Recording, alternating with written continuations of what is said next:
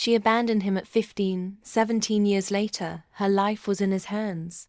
They said I was too old to raise a teenage boy. They said I should let the system deal with it.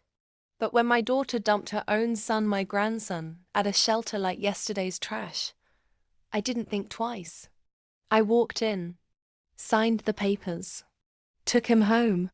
He was 15, broken, angry, but brilliant. And now, 17 years later, he's a trauma surgeon.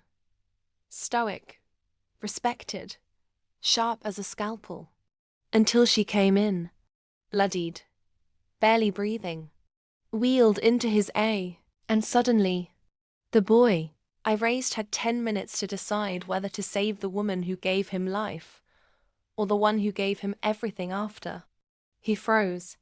I could see it from the waiting area, his jaw clenched, his eyes glassed over, his knuckles white as bone gripping the chart. The name on it? Her name. My daughter. The woman who hadn't seen him in almost 2 decades. She didn't recognize him. She was barely conscious. But he remembered everything. The foster homes before I found him. The bruises, some visible, some not. The years of therapy, night terrors, and the smell of her cheap perfume when she slammed the shelter door behind her. Now she lay on his table, her life, hanging by a thread, and he was holding the scissors. The team prepped for surgery, but he ordered them to stop. 10 minutes. That's all he had before the window to operate would close forever. He looked at me through the glass. I didn't say a word.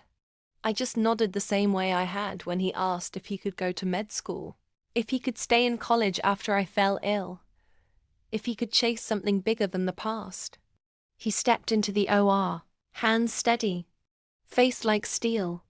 He saved her.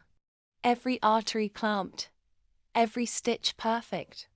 The woman who left him to rot walked out alive, because the boy she discarded became the man who chose mercy.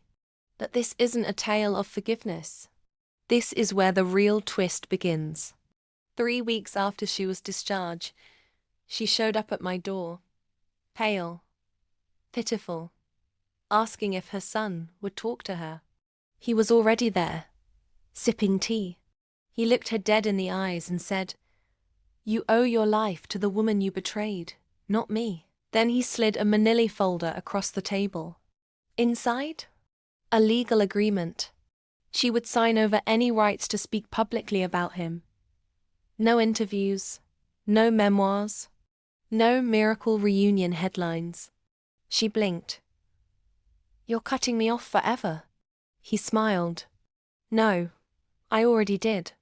On the table, she signed. Not all revenge comes with fire and fury. Sometimes it comes with silence, success, and a scalpel. Want more jaw-dropping real-life stories that twist your heart and blow your mind? Hit subscribe and join the channel where survival turns into power. And karma always keeps receipts. Because here, we don't just survive. We thrive beautifully, ruthlessly, and on our terms.